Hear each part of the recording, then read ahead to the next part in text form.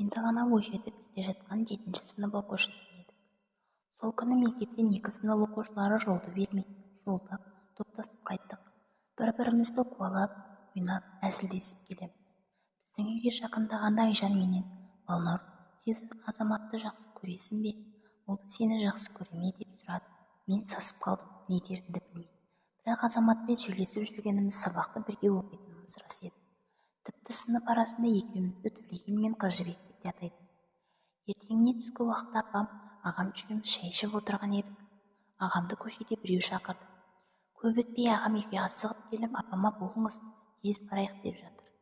Апам екеуміз сұраулы түрмен не болды деп қарап отырмыз.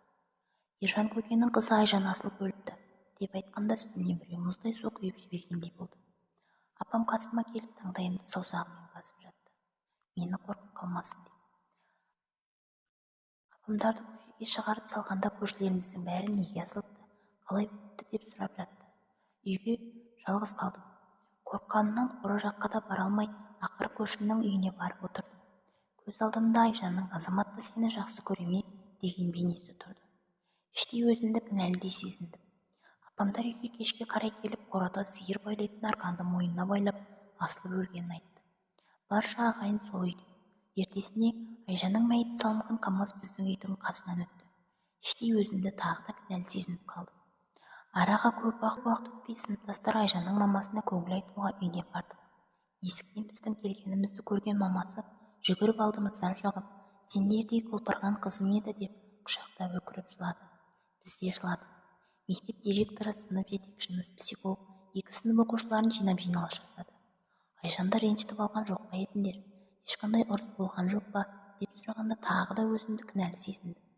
Бірақ бұл туралы ешкімге айта алмадым. Кейіннен оның қалай өлгені туралы тағы да әңгіме ауылға тарады.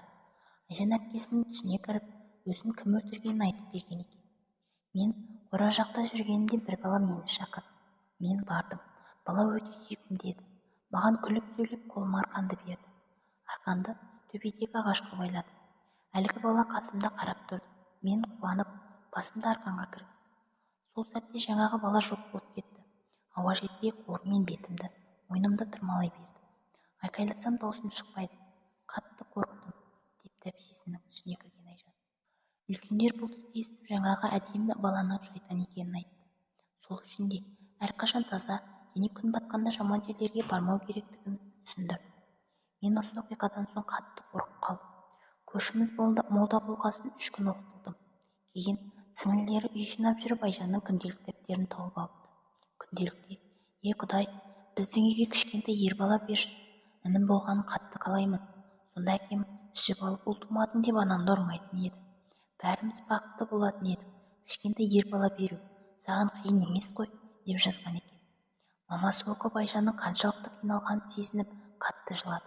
Бір қызығы, арадан біршама жыл өткен соң Айжанның мамасы шекесі торсықта ер бала босанды. Бұл қуанышты хабарды естіп бүкіл ауыл қатты қуандық. Өмірде қандай жағдай болмасын, бәрібір Алланың қалауымен болатынын түсіндім. Осы оқиға мәңгі жүрегімде қалды.